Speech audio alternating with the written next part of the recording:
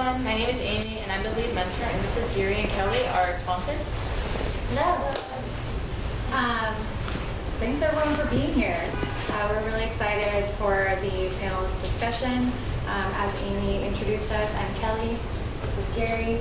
And we are from Technosis, a local consulting firm who is currently building out an AI practice. And as a PM and as a PM on our initial project, I'm really interested in connecting with each of you if you have any interest in growing your knowledge base and how to transition some of the skills you're developing into industry. My card's on the back table, some sweet pens back there as well. Please grab one and enjoy the discussion.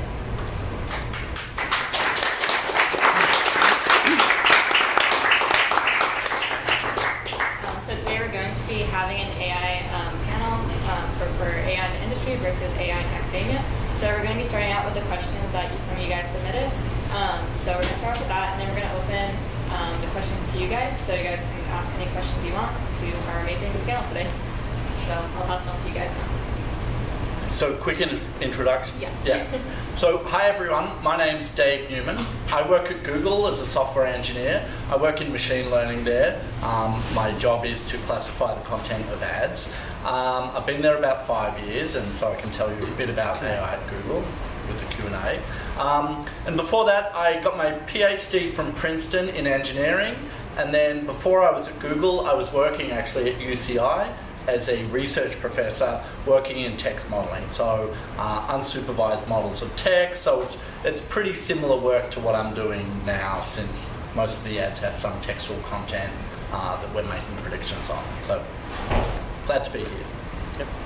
I'm Alex Ihler. I'm an associate professor in computer science.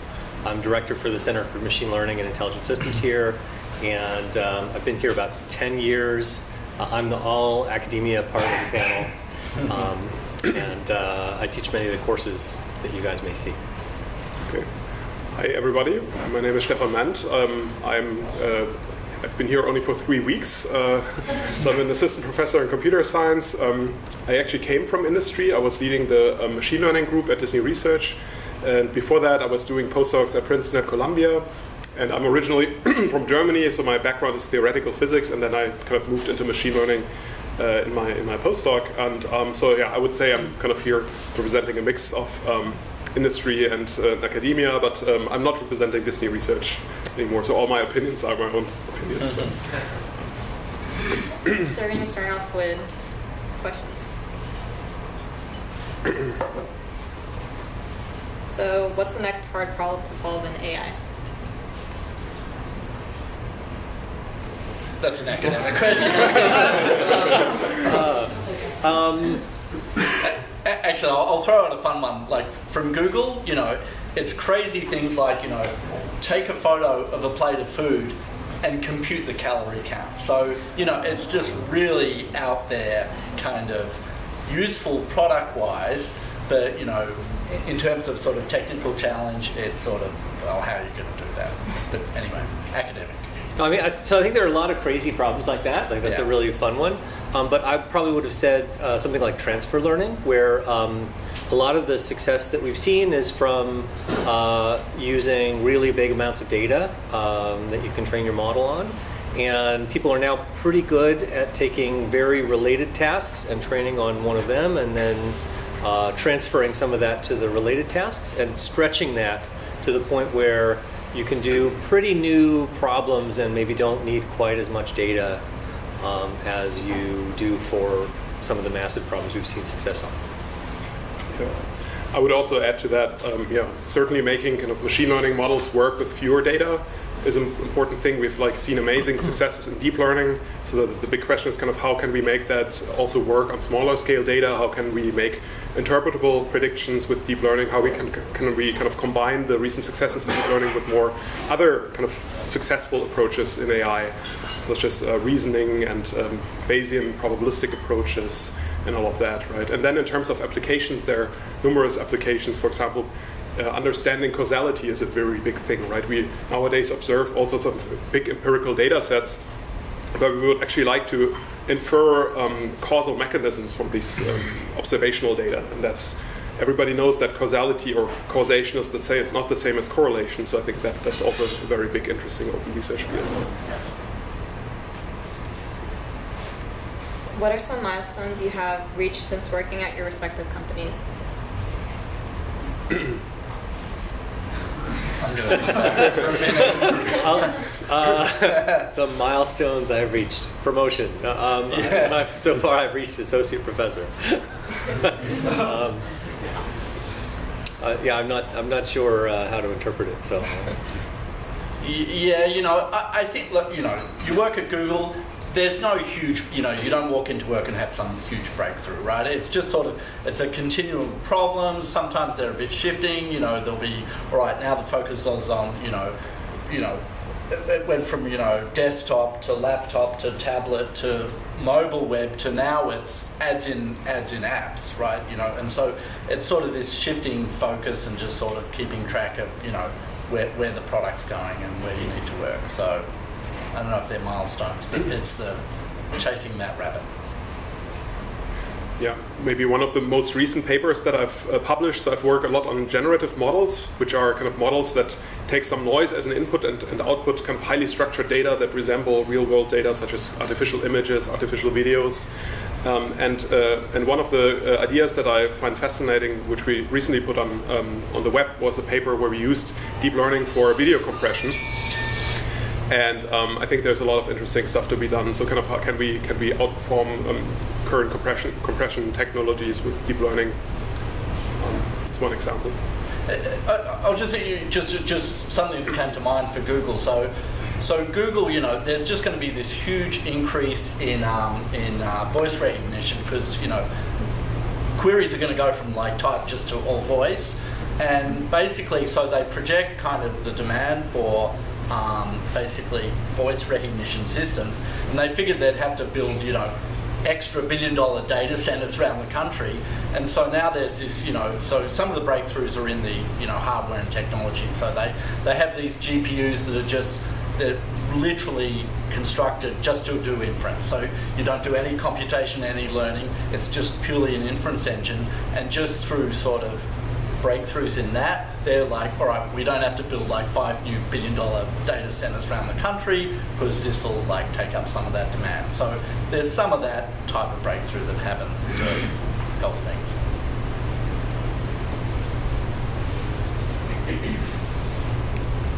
What advice would you give students trying to get internships today versus a couple years ago when it wasn't as competitive? That's probably to me. It's a really good question. So, the trouble is at Google, it's a popular internship, so there's a lot of applicants and limited number of positions. We're still growing and stuff. So, what's the actual advice? I'm going to sort of slightly dodge that question and answer sort of more broad question of sort of, what do you do if you want to prepare, not exactly for an internship, but sort of career in AI? Two things come to mind. One is sort of slightly the commoditization of AI, that there'll be, less jobs for the geniuses making the 1 or 2 algorithms. Like, a bunch of that's been done, but then there's like a whole slew of work around that to support that. So just, it sounds boring, but, tons of people work in machine learning at Google, but 9 out of 10 of them work on like data cleaning and just pumping, cranking the handle, which sounds really boring and lame, but it's actually, it's kind of what I've described what I do.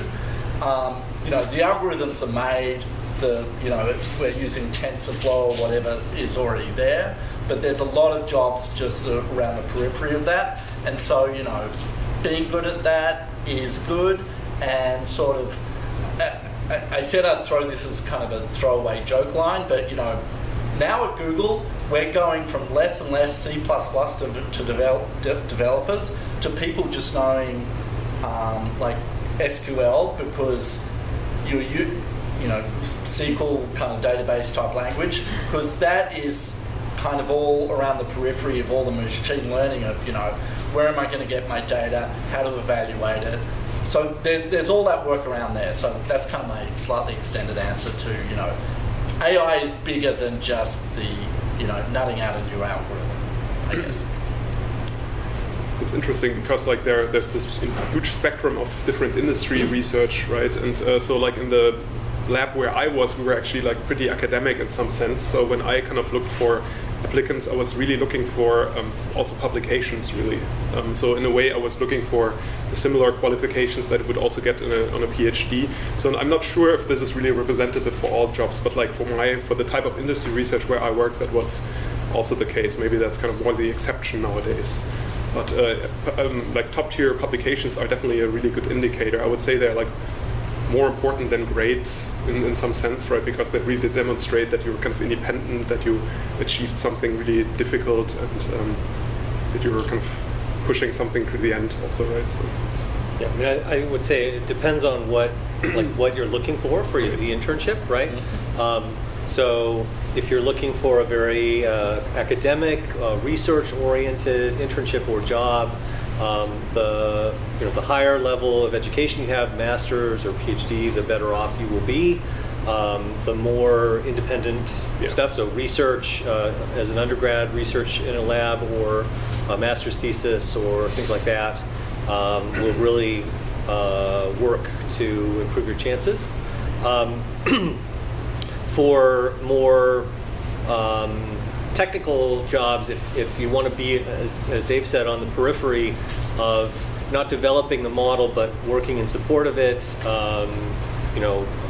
helping it operate, making it faster, providing it data, checking its results, things like that, then those are maybe not quite as important.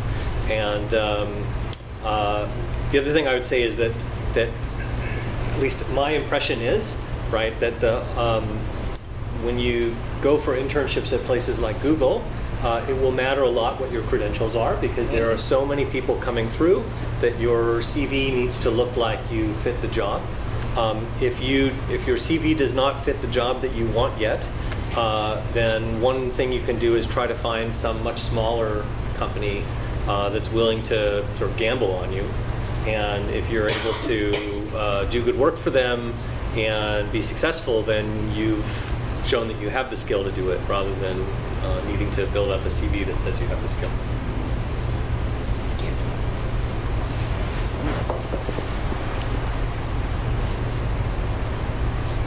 What direction is AI going in? What can college students do to contribute towards the AI field?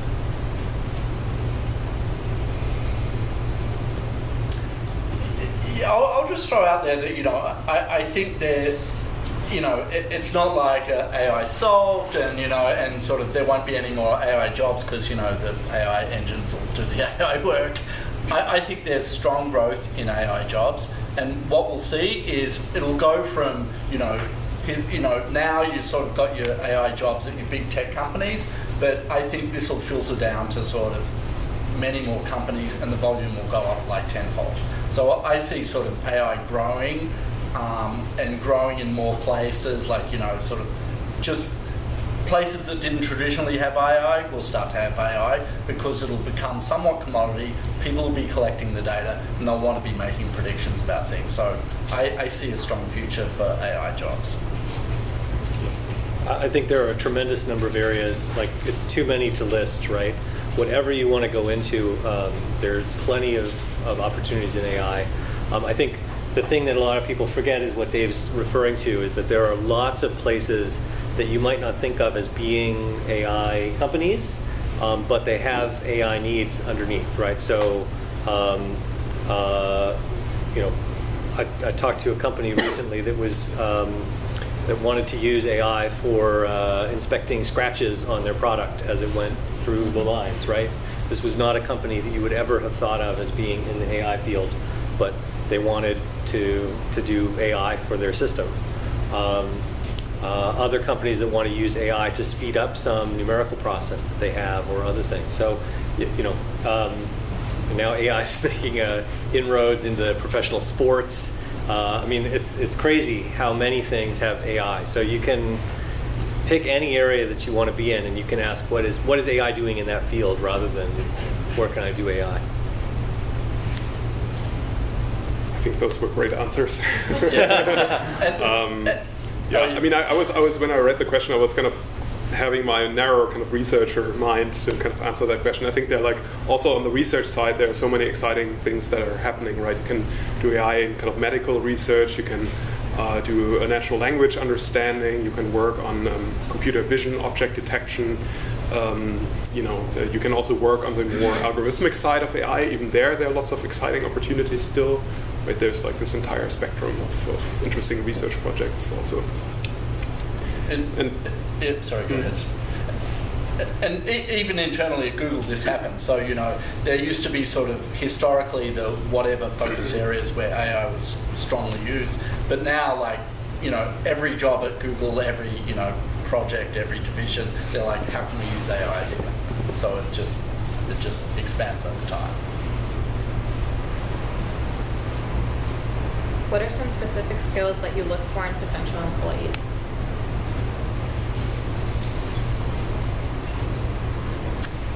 I mean, so for me, right, I do research.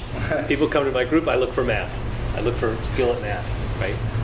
If the things that people need to do well in my area, I think, are there's mathematical sophistication to understand what's going on and come up with new ideas and make them concrete and correct, and then implementation. And I think the implementation is not that hard to learn. So I look for the first one, and then I figure if they're not that good at coding, it'll fix itself. It's interesting because I had actually a similar thing in mind, right? I mean, don't underestimate how important mathematics is, right? I mean, in machine learning, it's all about linear algebra and it's going beyond, right? Statistics is really important. And I think also that's kind of a rare skill in some sense, and that skill really sets you apart. So I would really say if you're interested in AI research, then don't underestimate the importance of math and statistics. So I think that's really crucial. And then coding, of course, is also super important, just to kind of quickly implement new models and not take like forever to kind of run baseline experiments. But I think that's often the case with in computer science students, right? So I think. Yeah, just jumping on what Stephan was saying. So yeah, of course, not only very strong math skills, statistics is getting more important because you've got to be able to run these AI models and kind of understand what you're getting and know if something looks not quite right. But so coding, math, statistics, the core machine learning. Sort of something that comes to mind that's sort of hard to maybe show on a resume is. Say at Google, you want to be able to sort of quickly, you might have 3 or 4 competing ideas to solve a problem, and it's kind of what Stephan was saying, you want to be able to quickly try different ideas and quickly fail some of those. So like, these aren't the good ones, so I don't want to invest too much time. I want to invest enough time to like figure out that they're not going to work, but then, then I can cut them loose and sort of move forward on the more promising approaches. I don't know how you sort of demonstrate that skill or show how you know how to do that, but that's a very sort of important skill in my job at Google, is to sort of figure out sort of out of many alternatives what's going to pan out and kill the ones that are less promising. Yeah. And maybe also independence, right? I mean, that probably applies both in industry and academia, that you're kind of really independently working on something, that you're discovering the problems yourself, and that every employer likes to have like somebody he or she can trust to 100% fixing all the problems, right, without too much supervision, right? And I think, but that's also like a skill that's kind of hard to assess if you're like interviewing candidates. So I personally haven't figured it out perfectly. So yeah, no, I would totally agree with that. That's a huge one, but it's not one that I know how to check for. Yeah. But after undergraduate, life is not like your undergrad classes, right? When you get a homework assignment or an exam question in an undergrad class, you know that there's a solution. You know it can't take more than about 45 minutes. You know that the professor could do it, and if it doesn't work, it's a bug, right? And in research especially, but in new products or anything, you have no idea if it's going to work at all. No clue. You just have to try it. You have to fumble forward and come up with ways around all of the things that you're running into, and you have to know when to give up, and you have to know when not to give up. And that's a really hard skill to learn. What is the most difficult obstacle that you had to overcome? getting promoted. yeah, Tenure. yeah. I'm still thinking. So you guys can go. Okay, so I mean, I won't. I can't think of anything really major, but I will say, like, when you graduate and you are looking for jobs, it's amazing how much randomness there is and timing effects and things like that. So if you're looking for a job and you're not finding the one that you want, it's hard, but don't give up. Do something, just keep finding your way forward, keep doing things that you think are interesting and looking for opportunities to do more of what you want. And at some point, random things will come into alignment and something good will happen. And so, when you get good opportunities, there's a huge amount of it that's a function of just random luck. And so you just need to be working on it and ready for the opportunity when it opens. Yeah, I mean, I think that's absolutely, completely true. Like, I work at Google, I'm very happy there, whatever. But, if you have your heart set on, like, working at Google and, and you don't get a job there, you don't want to sort of feel that as this huge disappointment when there are many random factors and there are many other good places to work. So, I think that's kind of a good message, just to sort of, work hard, do what you like, do a good job, don't, be kind of flexible and open and just accept that there is some randomness in life. So I think trying to answer that question specifically with a focus on AI in industry versus academia. So I think in industry research, there's always kind of this, you have basically two goals, right? One goal is kind of you have to make the company happy, right, and contribute and deliver things, but you also want to kind of be part of the academic community and publish and kind of promote things, and sometimes these things are perfectly aligned, and sometimes you have to kind of find a balance, right? And I think it's the most demanded for maybe the industry researchers, like in these kind of really rare selective places that are in most demand are perhaps the ones that kind of are good at both, right? That are, I mean, not everybody has to publish, right? But there are some people who publish, and but actually the ones who are, but maybe it's even more important to also kind of deliver kind of to the company side, right? And you have to kind of always, you have to balance these two tasks in some sense, right?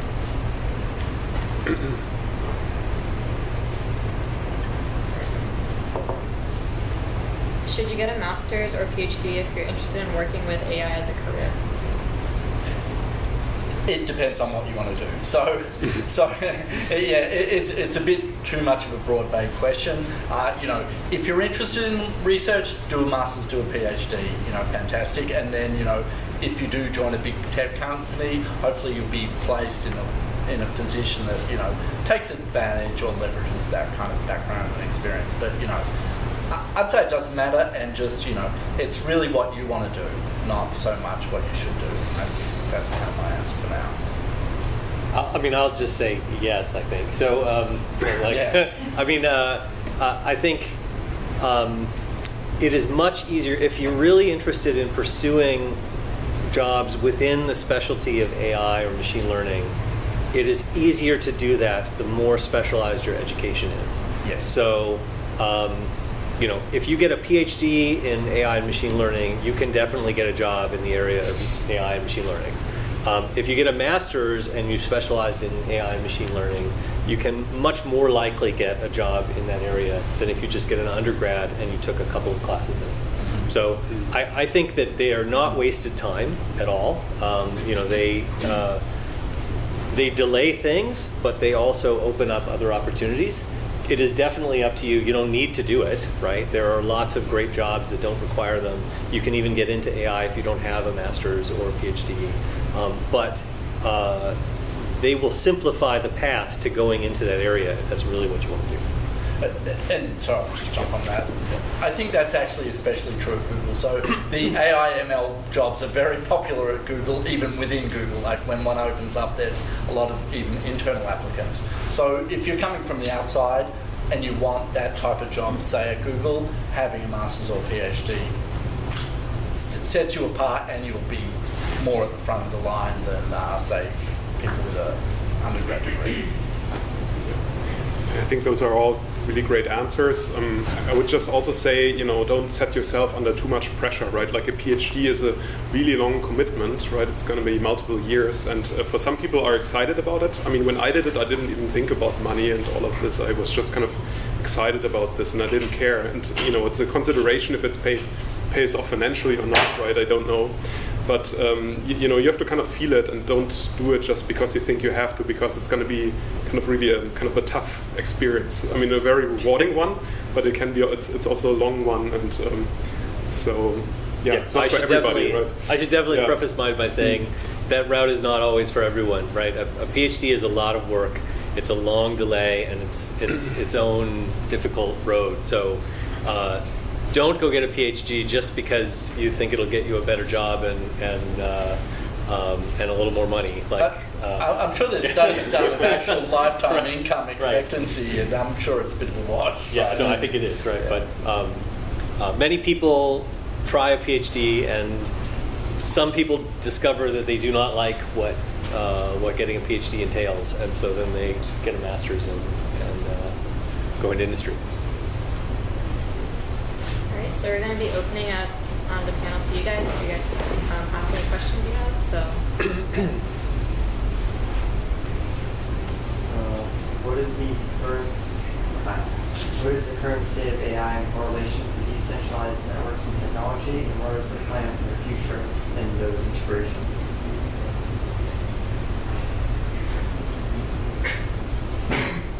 I'm not sure I understand the premise. So. What's the role of AI in decentralized networks? Yes. I don't know that I have an answer for that. I don't know if either of you guys do.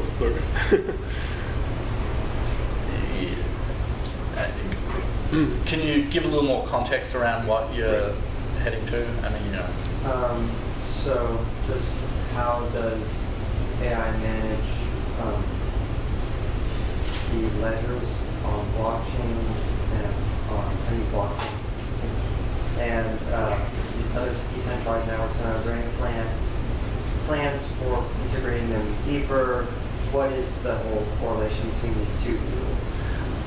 Yeah, I know nothing about AI and blockchain, so no, do you guys know? I mean, I could comment sort of vaguely on AI and security or something like that, but I don't know enough about blockchain or AI and encryption generally is sorry? A bad thing? No, I mean, people are trying to put them together, but they often don't go together very naturally. So it's still a small subfield. I would definitely say. Maybe a slightly related research area is also AI and privacy, right? I mean, how can you kind of train a machine learning model on a big medical database without revealing too much information about individual patients? Mm-hmm. And that's like highly model specific, and people are doing research on that. How can we kind of add noise in a controlled way into that data set such that you can still train a model on it, but you don't reveal any kind of sensitive data, right? And that's also should have mentioned that earlier as one of the big relevant areas of research.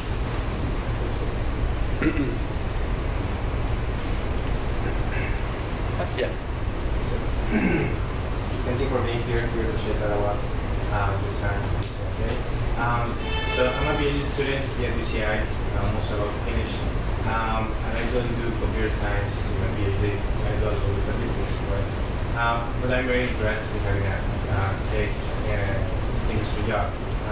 And I've seen, in my case and many peers, that we are doing PhDs in other sciences, that we see that it's very hard to get very technical skills for some like in particular, passing the coding interviews.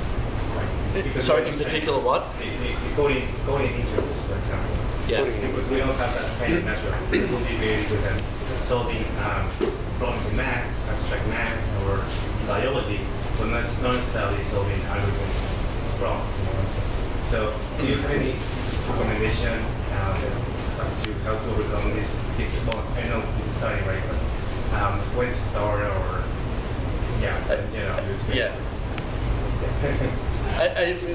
So bravo for doing statistics, because like Google needs more statisticians. Like statistics is behind sort of everything we do. So that's always valued and will be. So the question is, as a statistician, how do you shore up sort of these other areas like coding or whatever to sort of get into the tech companies? Kind of practice. I don't know. Like, I think you just do it. I think it's probably more of a mechanical skill than you realize. It's it's nothing that you can't teach yourself. Well, maybe Dave can comment on this, but I mean, my impression is that that coming with a PhD will buy you at least a little bit of leeway compared to the coding level that might be expected for a different level job. I don't know. And that is also true. Yeah. So if you come in with great statistical depth and strength, then there would be less expectation on you for your coding abilities. But also spend a summer learning Python or something. Oh yeah. Like you can always do that, and that at least just shows. Yeah, I don't mean you should be deficient. Yes, I just mean that you don't have to win any hacking competitions. Yeah, no, that is true. Yeah, maybe also like the answer that you gave earlier applies here too. I mean, if you, for example, if you're failing multiple times in these coding interviews, you could also kind of apply at smaller companies, and those smaller companies, they don't get a ton of applications. They have like the time to really look into your application and into your CV. They're not kind of automatically screening thousands of resumes, right? And so that could be another thing to consider too, right? I mean, I personally never did this coding interviews. I mean, I cared about other things, right? And there's a match for everybody, I think, right? So, but it's true, like for the big tech companies, you have to practice. And there are like books about it and so on, yeah.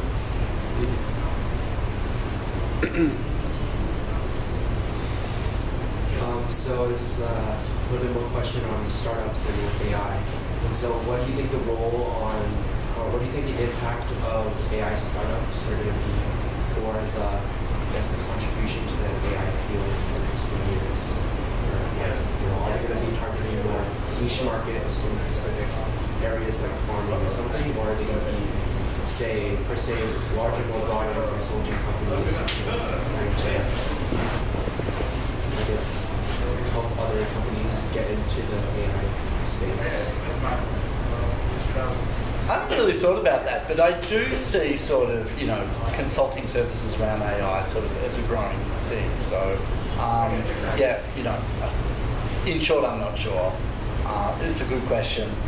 But I see sort of growth in all areas, just in, AI startups and AI consulting. I mean, I think they'll be really important, right? I think that startups and other kind of trial areas are where you can figure out whether AI is going to fit in some particular area and what you have to change about it to make it fit, what you have to know about the domain and what you have to know about AI and how those two go together and how it changes. And so, AI is not just some monolithic block where I take it and I sort of shove it into a new problem and I just hit go, right? You got to figure out how to make the problem make sense and set up an objective and train a model and so on and get data. And startups are sort of where that's going to happen, right? Because Google has many of their problems fixed. I mean, they have these like Google X and these other things where they're trying very startup-like stuff to sort of see what they can do. But massive companies that already have their bottom line ready, they know what to do and they're just going to do it. So it's the startups that'll sort of figure out what these new interesting problems that AI needs to solve are.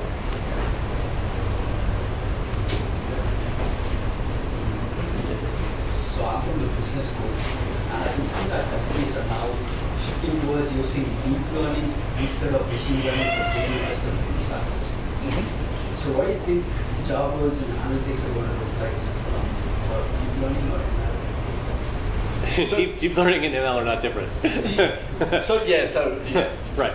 just to start off. So I think, maybe the message is sort of, everything's now deep learning, and again, these guys might be able to talk to that. So, deep learning does better when you have more data, and so, there's sort of now new interesting problems where you sort of don't quite have the Google scale of data for deep learning, or you still want to do deep learning, but you've got more limited data. I mean, deep learning just means a particular class of models in machine learning. So if It's I all feel if machine you know learning. machine learning, then you know deep learning. Yeah. If you know deep learning, you probably know machine learning, because otherwise, where did you learn it? Yeah. So. But not quite your question, but some of these things are also becoming a bit more kind of black box and commodity. So they're becoming more accessible for less expert people to use these tools, hopefully successfully, to solve various problems. So I see that growing in the future. Yeah.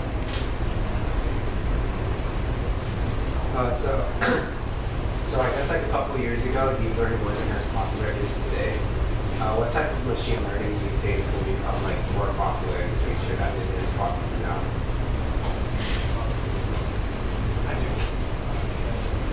So, I mean, growing interest right now in reinforcement learning. So that's just in the last few years, that's gone up the way deep learning did a few years before that. So now everybody's trying to do reinforcement learning for everything. And I think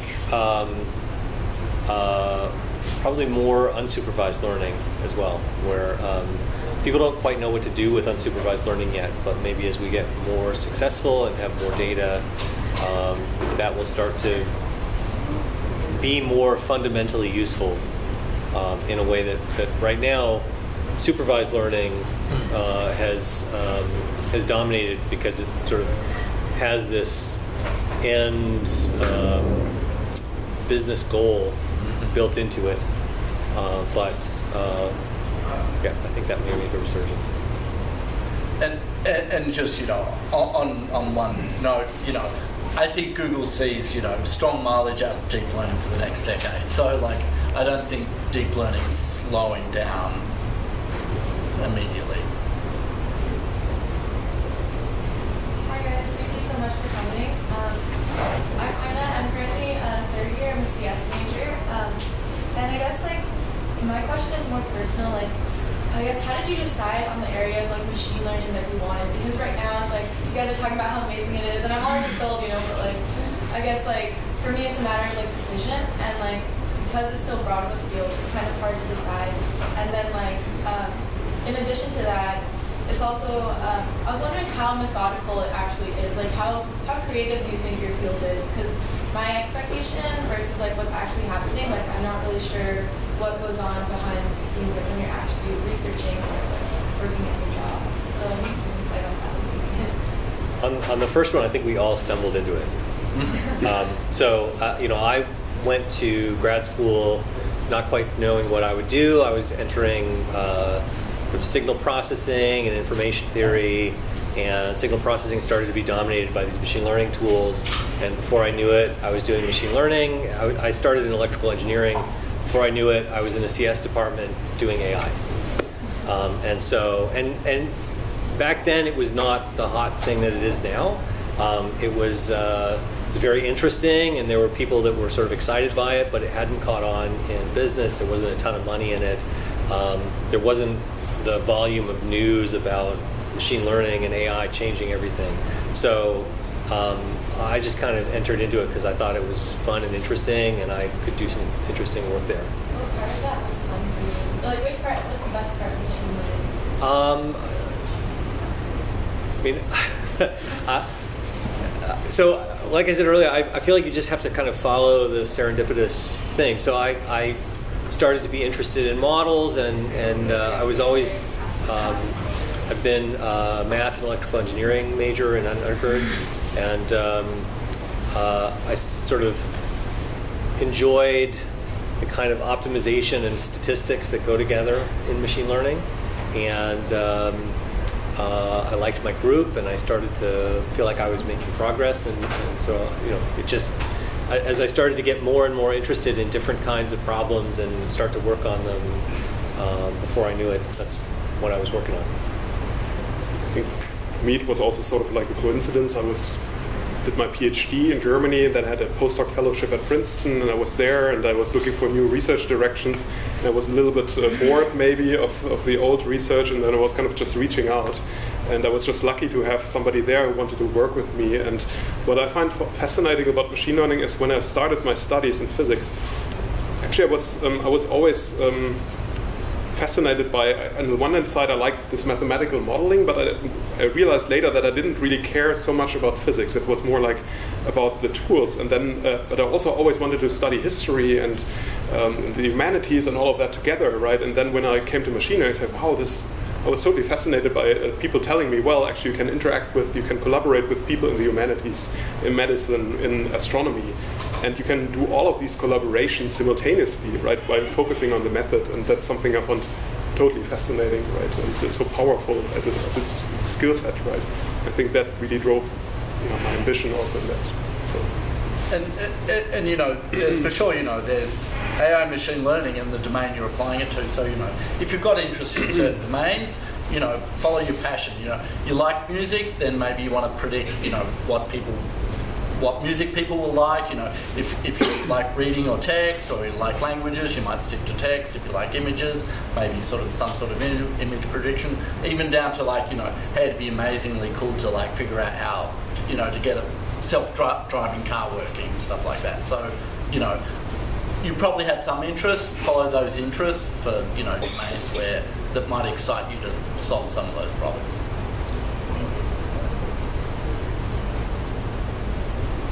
So previously you mentioned Python and SQL as important skills to have in the industry. So I was wondering if there are any others that the industry is gravitating towards, or what do you guys use? Yeah, so I guess there is an interesting shift that I will just repeat this comment that a lot of us came in as C++ coders at Google, and more of us, there's more sort of data needs across many databases, and so weirdly there's this sort of shift to going from that sort of classic software engineering to literally writing SQL scripts. So, it sounds kind of corny and lame, but, being able to do that pretty well has, strong currency around Google, and it means you can sort of, pull in a lot of data from a lot of places, and, you might want to say, all right, from yesterday, what were the ad queries that were sort of in this market, in this domain, and sort of had these filters, and what happened, and how much money was made. And so, these are all now running on SQL queries. So, I think that's kind of a new surprising comeback, from decades ago, is now like a fairly useful thing at Google. Your general range of software engineering, of course, sort of Python, all the sort of NumPy, Scikit, all that stuff's still pretty useful. Yeah, Dave already mentioned this, but when I was getting my PhD, you had to eventually write everything in C++ because otherwise it wouldn't be fast. But now there are already these engines, like TensorFlow and other things, and SciPy, PyTorch. Yeah, exactly.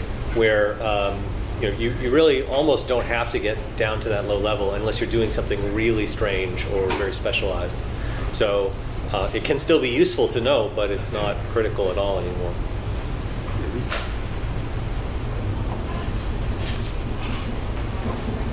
And I think it will be personal question, but I'm undergraduate in CS and mathematics.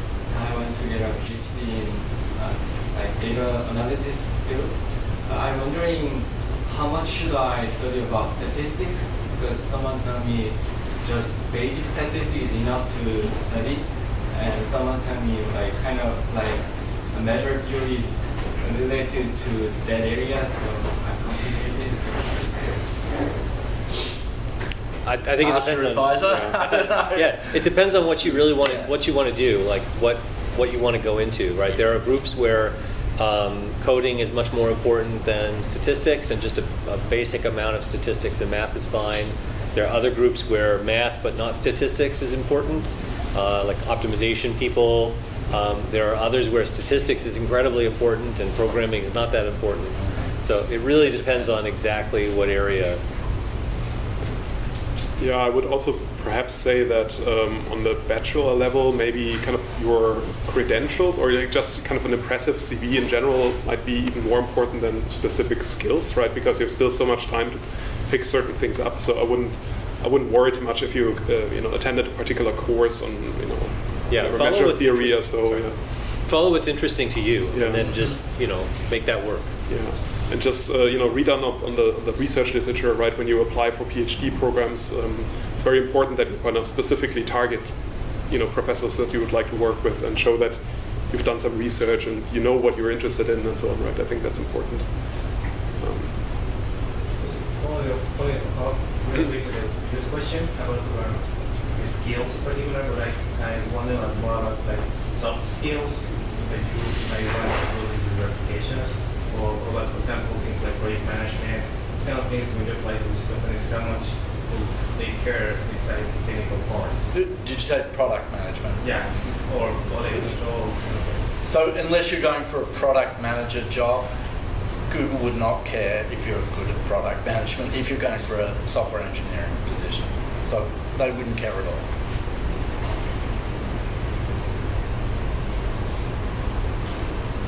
Is there an inherent part of quantum computing that AI will benefit from? If it works, I guess. So did you say quantum theory? Yeah. Quantum computing. Oh, quantum computing. I would say, I completely agree. If it works, absolutely, right? So there's the possibility of just changing the way that combinatorial optimization and other kinds of currently very hard problems work. But I haven't seen any evidence that it actually works at all. So it'd be really interesting to see what happens in the future. Yeah. Yeah. I mean, I've got a quantum physics background myself, and quantum physicists are very good salespeople, so you have to take everything with a grain of salt. I think it's kind of a very distant. I don't know, maybe. So yeah, I guess both. Yeah. Yeah. I mean, this is really, at the moment at least, this is kind of really, research that might be relevant in the distant future, not in the near future. I would say, personal. I think it is distant. Yeah. I just had a curious question that how many times the Google search algorithm changes? Sorry. How many times the Google search algorithm changes? The Google source algorithm changes. Search, yeah. I don't know. I'm sure that's top secret even to me. I don't work in search. I work in ads. I don't know. How often do you push changes to your algorithm? So I launch my changes once a quarter, a few times a year. I have my new models for sort of making predictions on ads, and that'll go out sort of 6 times a year or something. Search, I guess what's a little bit interesting is Google is perpetually doing dozens or hundreds of A/B experiments all the time. So you do a query and it'll just run on sort of some bizarre array of sort of experiments, and you'll be in some experiment slice. So there's constant experimentation,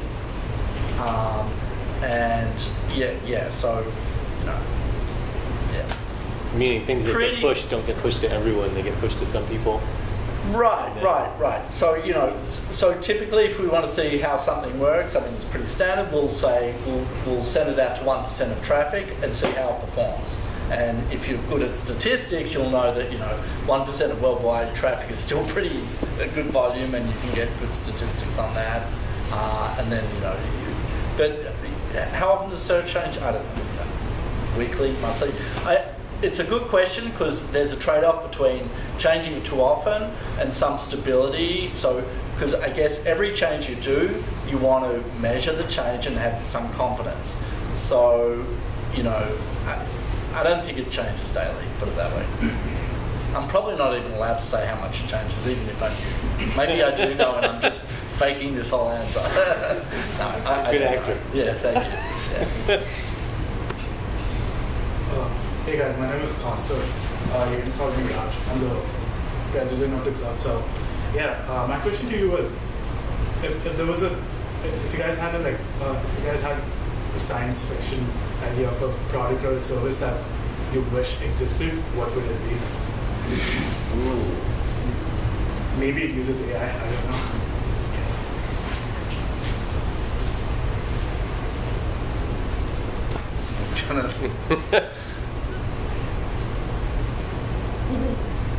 I mean, I have not very science fiction. Like, I really wish autonomous cars actually worked, right? Like, Right. I cannot wait for that problem to be That is a finished. huge one that Like, everyone's excited about. I mean, for me, it would be, I guess, like a fact-checking engine in use, right? Something like that, right? That is science fiction. Yeah. I'm going to go with autonomous cars because also, you know, we're just at the early period of them and seeing some success. So, you know, it looks like, you know, the future is soon on that. So that's kind of exciting. My name is Issa. I'm the Vice President of the club. And my question is, how do you guys see AI affecting the movie industry or the video game industry? So what was the first one? Video game and what? Movies. Oh, movies. I mean, video game, huge, I think. I mean, just to list ways that it's already doing things in video games. Obviously, autonomous opponents is a huge deal, and players. But the amount of machine learning in sort of the video game economy is massive, right? Trying to understand how things work in game, what are people doing when people are selling stuff back and forth in games, trying to sort of get a sense of how that works, and like there's just a huge amount of machine learning, and then fraud, right? Detecting fraud and anomalous behavior and things like that. Like those are just all through the video game industry already. And I'm sure there are a lot more that I don't know about because I don't know very much about video games. So I think I would add to that all the computer graphics related research areas, right? There's like this real-time light tracing and so on, and how can you make these renderings that are kind of already used in movies that kind of make simulated environments super realistic?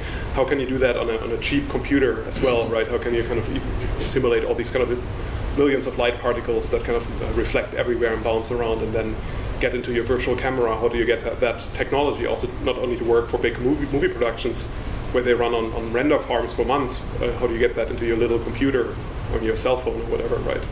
And then also in terms of video processing, there's a lot of interesting work. There's like super resolution, in which you kind of increase maybe the resolution of old movies, or denoising or compression, and so all the more technical aspects of video processing. There's a lot of that. That's actually a very interesting research area, like computer graphics and machine learning. So. Yeah, and I don't know anything about movies, but I will say that I'm really concerned by how easy it's going to be to produce fake but realistic video and audio, and that's going to be a huge. I'm sure it'll be a boon to making movies, but it'll be a disaster for other aspects of the world. Yeah. Just the one Google angle on this is, a big growth market for ads are ads on games, on apps. So, so from the product perspective, we're seeing huge growth in games that have ads in them. So that's where Google's interested in games on mobile games and advertising. So you said earlier that math is like really important as far as research. Would you say it's just as important as coding, or probably even more important if you're trying to go into the research industry? I mean, for grad school, it depends on the lab a lot, right? But my lab, I think, is more important than coding because much of what we do is basically Python, and I learned Python in like 48 hours, so it's not that hard. Whereas math, it can be really hard. So, what particular classes in math are you looking for? Like more linear algebra based, or more, I guess, calculus based? I mean, it doesn't matter to me exactly what classes they took. Like I don't need to see particular classes, but statistics, sort of optimization, like calculus-based things, or classes on optimization, like convex programming classes, or what else do I look for? So like real analysis, it's probably not useful, but it tells me that they're good at math. Yeah. Linear algebra is super important. Yeah. That's the basis of everything. Yeah. I would say it's a balance of both. I really can't tell, right? I mean, it depends. Very often mathematicians who come into the field of machine learning, or physicists, they need to get better at implementations. Like often, computer scientists are great coders, but they're sometimes not that strong on the mathematical side. So, so it's really that balance that makes your profile unique if you're really good at both, right? I think. And one thing that's useful for students, in my view, is just a familiarity with how to prove something, like what it means to actually feel that you've demonstrated something as a proof, as opposed to just coded it and it works. Like, there's not a particular class, but when somebody gets an idea and they start working through it and they try to verify it, it has a lot of similarities to mathematical proofs. And kind of the industry version of all of this is, you're working on some task or some problem and you've got some numbers or whatever, and just asking yourself, do they make sense? Do they pass the sniff test? Should this number be 1,000,000 or 0.1? Just sort of knowing, kind of understanding what's in front of you and being able to reason about it with some of the sort of scaling and quantities and dimensions that you have in front of you, and sort of understanding what you've got to say this can't be right, or something's gone wrong here, versus this is ballpark right. Hey, thanks for being here. So my question is that, like in AI, there's been a lot of progress lately, and how do you keep up with all the new research papers? How do you keep up with all the new stuff that's getting out? As an academic, how do you keep up with the new, or at Google, how do we keep up? I think you're all working at the edge of Well, at Google, we just hire the people, so that's how we keep up. And they're your competitors. For colleagues. For us, so I and the students just try to read any papers that we come across that seem interesting. So, we go to conferences and you hear talks, and you go to posters and you read papers that seem good, and a lot of it you sort of absorb at a superficial level unless it's really related to something you're working on. But even then, if there's something that catches your eye and it just seems fun, you carve out a little bit of your time and you just give it a try and see what it does. Sometimes I get a chance to do that for classes. Like I can try a model that I have no reason to use because it can make a good demo for a class. Yeah, I think it's easier if you're already kind of in the scientific community, right? Because then you can always go to the conferences and everybody speaks about certain things and so on. So it's a lot of, you hear from friends about interesting papers. But there are lots of great blog posts, for example, out there, right? Like people who are kind of just often graduate students, and so we're kind of really describing, summarizing papers. And I personally also read those blogs and kind of learn a lot from them, particularly if they're not related to my core area of expertise. So that's another great resource. You have a question? Well, my question is, how far do you guys think is general AI, or strong AI? I don't even know what that is. What is it? Like a general AI, like a Jarvis. Something that can be a sort of independent entity and learn and reason and act. Skynet. Yeah. All right, well, we're back to Skynet. All right, I'll let you answer. Way off. All right, way like so far off we can't even see the road to it. Yeah. It's no. I mean, so I got asked this last week, and I said 50 to 100 years, just because I've literally no idea what things will be like in 50 to 100 years, and so it seems quite possible. Yeah. I would also say so, right? I mean, also if you look in the history of AI, I mean, there have been like ups and downs all the time. There was like a wave in the 60s, 80s, and now, right? And then the corresponding movies, they all pick that theme up, right? They're like 80s movies about AI, and they're like probably 60s movies. And so I think there's always a huge excitement in society right now again, but I mean, eventually it's going to be some disappointment, and then maybe 20 years later, it's all coming back. Each Who knows? time it levels up, right? Yeah, it But- levels up. but, That's you know, true. I mean, once yeah. AI is there, right, it remains there, right? I mean, and, I mean, right now we had these amazing breakthroughs, in particular in computer vision, right, but also in NLP. But yeah, but it's easy to kind of generalize. But the next steps are not so obvious, I would say, right? I mean, Yeah, no, I think. I mean, what I think is that we're fantastic at right now. We've really learned how to do a much better job at very well defined tasks. So if I know exactly what my input and output should look like, then we've gotten really good at building complex models and doing amazing stuff like natural language translation. I mean, that has improved by incredible amounts in the last 20, 15, even 10 years. But general AI is something way past that, where we don't even know what the target is, right? We don't know how to move toward it because we don't know where it is or how to define it. And so there are a lot of people who are trying things that they think might lead there, but they're so far off that it's not just a matter of performance, it's a matter of what the problem definition is. Sorry, you just made me think of this. I'll just throw it out there. So you're talking about like, for these well-defined tasks, we're getting very, very good.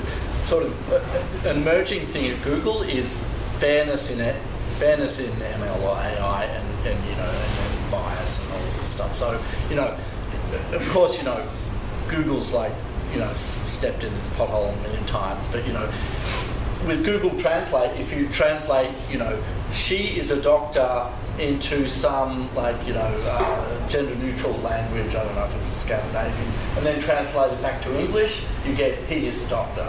So translating back and forth twice. So it's these examples, sort of interesting examples, even though you've got this closed system of sort of input output, but there's still problems to be solved, like fairness or bias, so on. I have a question. So, Rajika, President. So Elon Musk thinks that there's gonna be an AI apocalypse moving forward. Like, what do you guys think? I think it's the 50, 100 years answer still, right? Yeah. So I mean, yeah, I think this is totally distracting from the real problems, right? I mean, it's almost annoying to hear these things. I mean, I think the real problems are going to be social problems, right? I mean, what is going to be the effect of AI on the job market, and what does it mean about how is privacy preserved, and all of these kind of questions that affect our society. I think those are much more important things that we should think about, right? And people are thinking about it, right? I mean, I'm generally an optimist, but I mean, there are certain things that are kind of problematic, and those should be addressed. Right? So, kind of just talking about the wider social ramifications of AI. I was wondering if you guys think that AI replacing jobs, or if that's necessarily bad for society as a whole, or is there some good aspect of that isn't really being considered? I'm pretty optimistic about it in general. I mean, I think it's turmoil, right? Jobs that used to be important and viable just get automated away. But that's been happening for a lot of other things before AI. Right? I mean, there are all kinds of jobs that existed 100 years ago that didn't exist after. So AI maybe changing that. It's adding a new level of what kinds of jobs are being automated away, but that's just it's going to take some part of those people and make them in charge of that automation process. Or it's going to take jobs that were very menial and make them much simpler to supervise and allow people to kind of do them themselves or with a much smaller staff. And all the people who were doing that menial stuff will find other things that we don't know how to automate. And what that'll be, I don't think they're all going to become artists or whatever, but people find new things, and as opportunities open with these new technologies that we're able to do, that will create new areas for them to work in. So it will be difficult, and it'll have a lot of change and stress and turmoil from the changes, but I don't think it's a permanent downward thing. I mean, you might argue that this is something like another industrialization, right? An industrial revolution, and I mean that happened, 150 years ago, and was that bad or good, right? And it's kind of hard to tell, right? I mean, certainly there were lots of problems, right? And people were destroying machines and lots of uprising, but on the long term, it was good for all of us, right? So I don't want to underestimate the negative consequences, but hopefully, the longer term, the benefits will be more.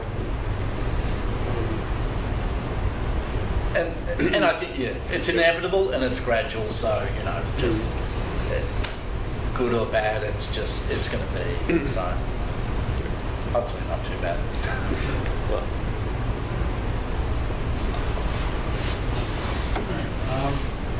I'll have serious questions. Okay.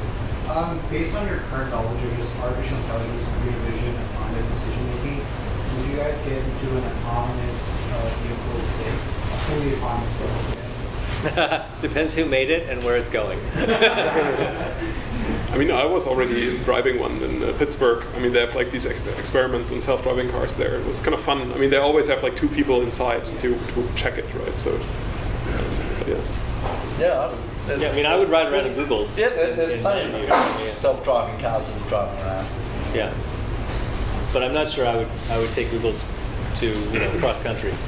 Like it's a different task that's not ready for yet, maybe. Here's a fun question. What's your favorite or most used text editor? I use VI. This is gonna be embarrassing. I use VI and Emacs. Emacs, I don't know. David and I are going to beat you up after. Microsoft Word.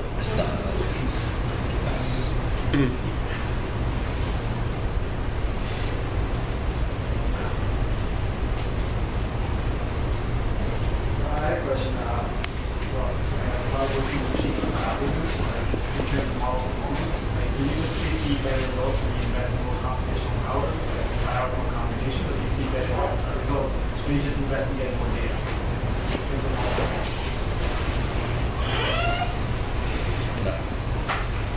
It's more data, better features, better models. I don't know. All 3 are good, right? Yeah, I mean, or depending on what your issue is. Yeah. One is really good and the other 2 are unnecessary. So yeah, I mean, as soon as you solved your not enough data problem, then you have a model's not good enough problem or a computation's not enough problem. So, it's just a cycle, right? But I mean, it's interesting you should say that because at Google we've got a lot of human label data, so that's actually the bottleneck. So we've got unlimited power in the computation and the algorithms, but just producing the label data is often the bottleneck, and so that's just reality. We got time for one last question. What subjects do you think AI would find in that it's not already in, or very well known in that subject? So what subjects? For AI applications, what new kind of? One Verizon City Group Bible. I mean, medical for sure, but it's trying to do medical right now. So but it's not there.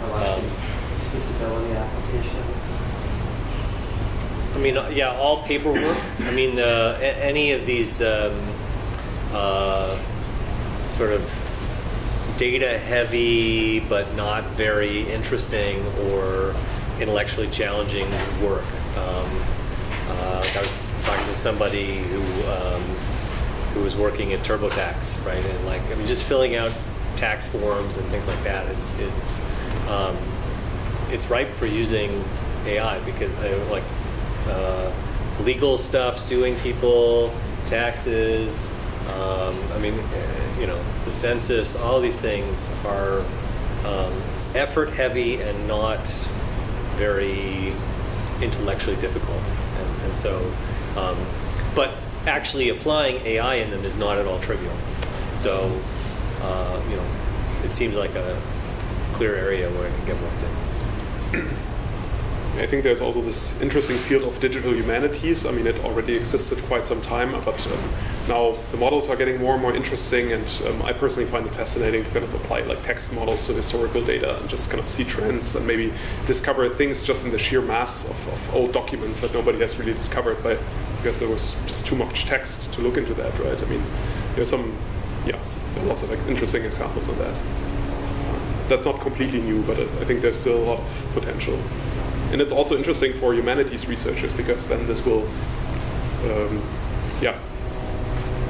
a totally different view on things. Thank you guys for coming. I guess we're going to wrap it up for now. So thank you to you guys.